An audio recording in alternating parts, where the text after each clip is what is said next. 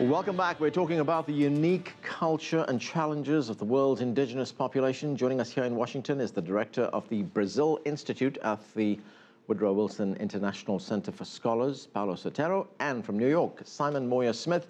He's a citizen of the Oglala Lakota Nation in South Dakota and a reporter with the Indian Country Today Media Network. Gentlemen, thanks to both of you for joining us.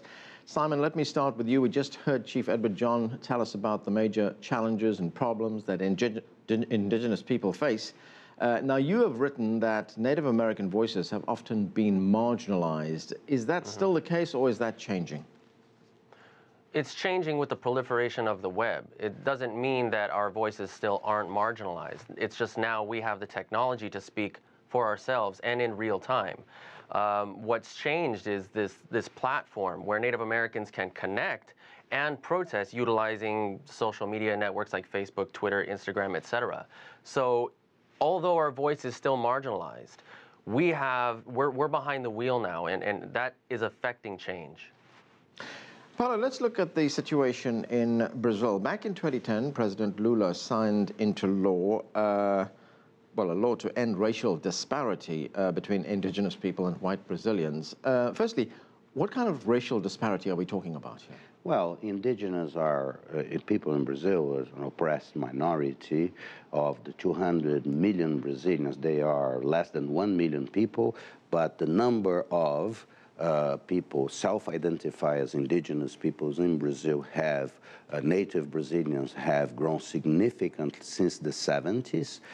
With democracy coming back in Brazil, obviously there was more space for native Brazilians to assert their rights. Those rights are guaranteed under the Constitution. They obviously remain very much marginalized, but I think there is progress in the sense that now they express their grievances, they have allies in society. I think we are much behind in comparison, for instance, to Native Americans in the United States. Right. But it is a hopeful, mostly hopeful story. Okay, right so now. Paulo, what did the law actually change? The law guarantees the rights of indigenous peoples in Brazil. Brazilian indigenous people or native Brazilians were treated as minors until this law change. Now they have full rights. The question is, this exists basically on paper. The challenge is precisely to make those rights real, that they have full access to school, to jobs, etc. Indigenous Brazilians, native Brazilians are, as I mentioned, at the very low end of scale. Raman, you know, we talked with Chief Edward John about the great deal of misinformation, misperception, for instance, about the use of certain terminology. You know, we've got Redskins. It's a sports team here in Washington called the Washington Redskins. That's caused a great deal of controversy. What do you make of that? Well, it's been controversial ever since its inception, and the idea that, you know, we've had to respond time and again that we have been raging against terms like Redskins, Injun, Squaw, Savage for a very long time. But again, we were talking about marginalized voice. Now we're able to respond, and people are having to pay attention, and the people, it's galvanizing this information, this movement, because of the information that is readily available. So Redskins is a pejorative. This is no longer an opinion thing. That is a dictionary-defined slur. There is empirical studies to prove that it harms Native American children, not just the term Redskins, but Indian mascotry as a whole. So we're talking about Cleveland Indians, we're talking about Chicago Blackhawks, we're talking about, you know, the Kansas City Chiefs. And people like to make the argument that Chief, Indian, Brave isn't offensive. No, but it is dehumanizing because we become the entertainment. We're not, you know, these conscientious objectors. We're not recognized as fellow citizens. It's the whole Wild West performance of Native Americans, you know, headdresses, this whole fetishizing of Native Americans. And then we're trying to tell people today that, look, that's, you know, we're talking about, you know, dehumanization from centuries of yore that have affected today. And there's no way that people can recognize the indigenous person sitting here now without long hair. Now, I'm not in a, you know, a breastplate. People have a really hard time recognizing people like me and go, oh, you're a Native American, because they still have this image of the Native American because of sports, because of Hollywood, because of television, and we're raging against that, saying it's harmful, even if it's your tradition. About the economies in the world, certainly in the top 10, GDP of over $2.2 trillion in 2013, but that is not distributed equally, is it? I mean, if we look at some figures, Indigenous people earn 58 cents for every white person who earns $1. That's quite a big difference. Yeah, it is quite unequal. Inequality is a feature of Brazil's social structure. It has been improved. Brazil has been making progress, but not fast enough. One issue, though, that I see as promising, 13% of the Brazilian national territory is demarcated as indigenous lands, places where indigenous have exclusive economic rights.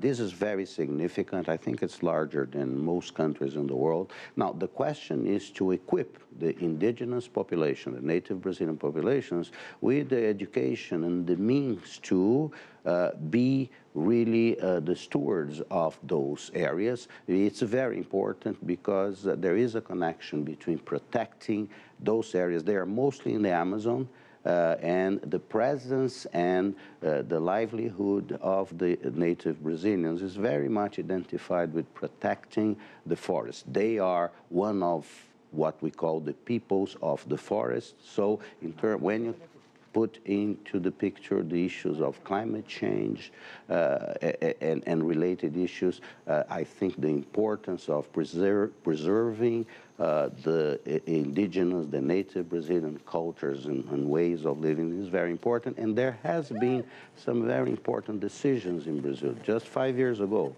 the Brazilian Supreme Court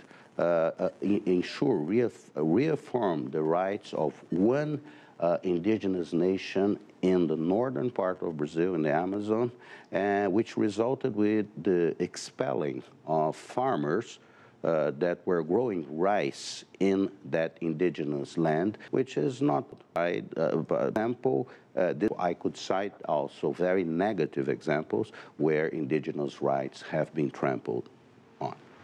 Simon, how much of a problem is that with Native Americans? I mean, how much access do they have to education, to social services, to finance and things like that? And on the one hand, they may be getting all this, but they still want to preserve their culture and their identity. Native Americans today do have access to education, but it's not always the greatest education. A lot of the resources are still lacking. So because the resources are lacking, a lot of Native American communities are priced out of some of the resources and the benefits of, say, some inner city schools. And I think that is another stereotype that we're trying to break. You know, Native Americans, we're not just drunks, we're doctors, we're lawyers. We're not these images that you see on television. I mean, actors, filmmakers, we're so diverse in what we do. That's another part of the stereotype that we are trying to rage against, that we actually are pretty smart, Ivy League, masters, PhDs, astronauts, football players. I mean, you really have a diverse amount of Native Americans who are doing great things, but that does not mean that the resources still lack in Indian country to provide education to our kids, and a good education so that they can be ready for the workforce, ready for college, and even the military if that's their choice. Paulo, you written something really interesting about the relationship between indigenous Brazilians and white Brazilians. You said that blacks, and you were comparing them with the situation here in the United States, you say blacks in the United States recognize themselves as mostly being black. In Brazil, they see themselves as being black and Brazilian. What's the difference there? Yeah, Brazil is such a miscegenated society. The identification of ethnicity is not as clear-cut as it is in the United States. Brazilians try, an increasing number of Brazilians now self-identify as of African origin. Why? Because rights now are more easily assured. There is a democratization in society that makes people more comfortable in asserting their ethnicity. But it's different in the sense that in Brazil there are no, like, say, African Brazilians or Italian Brazilians, etc. We tend to identify everybody as Brazilians and deal with the issues. Simon, what about political participation by, let's say, Native Americans here? Are they politically organized? Are they a group that could challenge the established political structures in the country? Do they stand for office?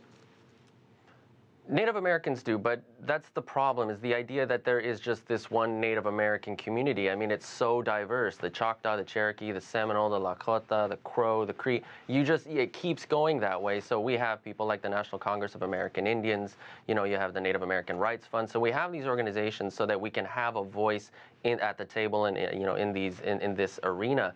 But politically speaking, with Native Americans, it's really hard to be Native American and not be political, because one way or another it does come back to the idea of Native Americans as others. You know, we are the first nation, we are the first people, and we're the ones that have to remind the political community that when they say things like, my grandfather always fought for this country, we have to remind them that there wasn't always in America. There are restaurants in Europe that are older than this country, and we have to remind them of certain things that, like Thomas Jefferson and Washington said. Thomas Jefferson said that the Native American has justified his own extermination.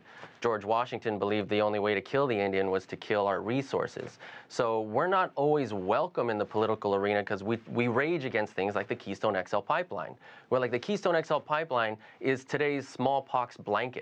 You know, this is something that is very detrimental to not just Native Americans. This is a human problem, right? Not just a Native American problem. So in the political arena, the Native American ideology isn't always welcome, because it's very unique and not very well known. Simon Moya-Smith, Paulo Sotero, thanks for joining us.